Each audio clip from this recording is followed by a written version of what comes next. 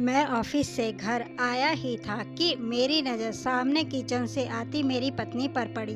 वो देखने से ही काफ़ी उखड़ी उखड़ी लग रही थी। मैंने चुपचाप हाथ मुंह धोए और उससे तौलिया मांगा। उसने बिना कुछ बोले मुझे तौलिया लाकर दिया। मैंने उसके कंधे पर हाथ रखते हुए पूछा, कोमल, क्या बात है, आज तुम कुछ उखड़ी उखड़ी सी लग रही हो।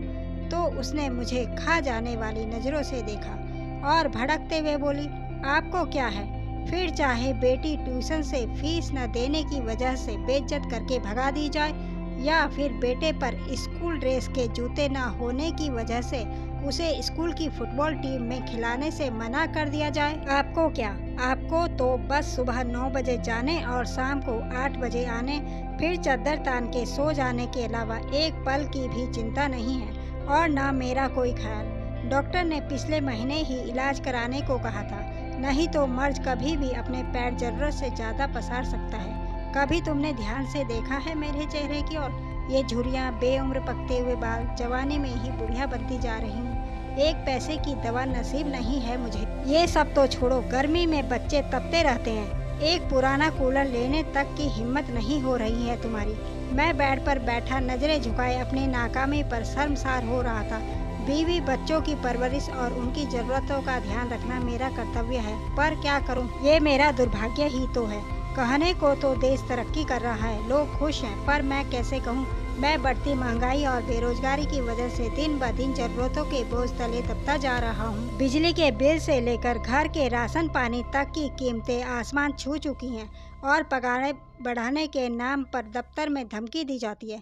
नौकरियां कभी भी जा सकती हैं, काम नहीं है ऑफिस में, इसलिए वही पुरानी पगार पर काम करना मजबूरी बन चुकी है। मैं बैठा बैठा अपनी परिस्थिति से दो चार हो ही रहा था कि घर के दरवाजे पर किसी के आने की दस्तक हुई। बच्चों ने गेट खोलकर देखा तो पिताजी थे। अपने दादाजी को देख के बच्चे तो खुशी से उछल गए, लेकिन मेरी सांसें तेज हो गई। कोमल ने फिर से मेरी तरफ ऐसे देखा जैसे मानो वो कह रही हो, अपना पेट पालने के लिए तो अपनी आंतें और गुर्दे गिरवी रखने के दिन आ गए हैं। अब ऐसे में पिताजी अकस्मात आए हैं तो जरूर ही कोई आर्थिक समस्या को लेकर आए होंगे। मैंने भी नजरें चुराते हुए एक बार कोमल की ओर देखा, पर कुछ कह पाने की स्थिति में नहीं था, इसलिए जल्दी से उठ के पिताजी के पास गया और नजरें चुराते हुए उनके चरण स्पर्श कर उन्हें बैठने को कहा। कोमल ने भी उन्हें चरण वंदन किया और खाना खाने के लिए कहते हुए किचन में चले गई। अब मैं और भी अकेला महसूस कर रहा था। कोमल तो मुंह छिपा के किचन में जा चुकी थी। मुझे डर था पापा कहीं पैसे की कोई बात न कर दें, इसलिए मैंने जल्दी से बच्चों को बुलाकर उनके पास बैठाया और खुद वापस कमरे में चला गया। पिताजी भी मुझे जाते हुए देख रहे थे। मैं किचन में आया तो कोमल ने कहा, पिताजी जरूर ही किसी आर्थिक मदद की आस करके आए होंगे। ऐसे में इन्हें हम ही याद आते हैं, बड़े वाले भाई साहब को कोई याद नहीं करता। देने के नाम पर उनका नंबर आता है और जब कोई ज़रूरत हो तो सब लोग हमारे यहाँ आ जाते हैं। वैसे तो ये सब कोमल कभी नहीं बोलती, पर इस बार उसके घर की तंगहाली इस लेवल पर थी कि उसे मरने के लिए अगर जहर खरीदना हो तो उसके लिए भी पैसे का इंतजाम न के बराबर ही था। एक तरफ कोमल लगातार बोले जा रही थी और दूसरी ओर मैं था जो कुछ पाने में समर्थ नहीं था। अंततः मैंने कोमल को चुप करने के लिए कहा, तुम शांत हो जाओ, कुछ भी करके कल मैं तुम्हारी दवाई और बच्चों की ज़रूरत का सामान ला दूंगा, पर अभी के लिए पिताजी का मान रखो। उनके सामने घर में कलेश करने का मतलब उनकी मान मर्यादा के खिलाफ है। कोमल समझदार थी, पर उस पर आर्थिक तंगी का बुखार चढ़ा हुआ था, इसलिए वो बेकाबू थी। कहाँ से लाओगे, भीख मांग के या फिर खुद को गिरवी रख के? ये मेरा काम है, क्या करूँगा क्या नहीं, तुम बस अभी भगवान के लिए शांत हो जाओ। अब कोमल शांत हो गई। वो खाना लेकर टेबल पर लगा देती है। सब पापा और बच्चों सहित एक साथ खाना खाने लगते हैं। खाना खाते समय पापा ने एकाएक मेरी ओर देखा और पास बैठने को कहा। मेरी सांसें और दिल दोनों ही तेज हो गया। कहीं पिताजी कोई मांग न कर दे, क्योंकि मेरे पास अभी देने के नाम पर केवल वक्त ही था, उसके अलावा मैं जुबान भी नहीं दे सकता था। पिताजी बोले, देखो अभी काम का जोर चल रहा है, खेती का काम बहुत है, इसलिए अभी की ही गाड़ी से वापस जाना पड़ेगा।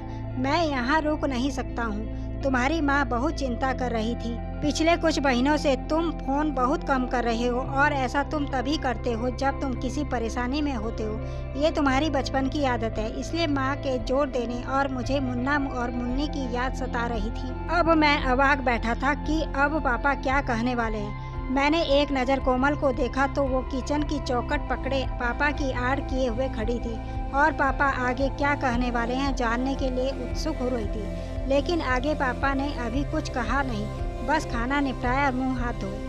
अब पापा ने अपने कुर्ते की जेब में हाथ डाला और एक नोटों की गड्डी निकाली और मेरी ओर बढ़ा दी। ये देखकर मैं अवाक और सकते में आ गया। एक पल के लिए मैं स्तब्ध और निशब्द ही खड़ा रहा। पिताजी ने कहा, अरे पकड़ो भी, अभी इतने बड़े भी नहीं हो गए हो कि हमारी दी हुई आशीर्वाद को ग्रहण न कर सको।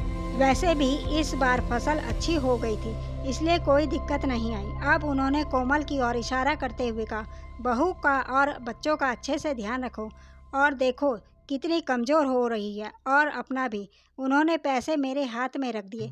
मेरी आंखें भर आई थी और वो बचपन के दिन याद आ गए जब पापा हमें स्कूल जाते वक्त 4 आने ऐसे ही हाथ फैलाने पर रख दिया करते थे। पर बस अंतर इतना होता था, उस वक्त मेरी आंखें झुकी हुई नहीं बल्कि प्यार और दुलार से ऊंची होती थी।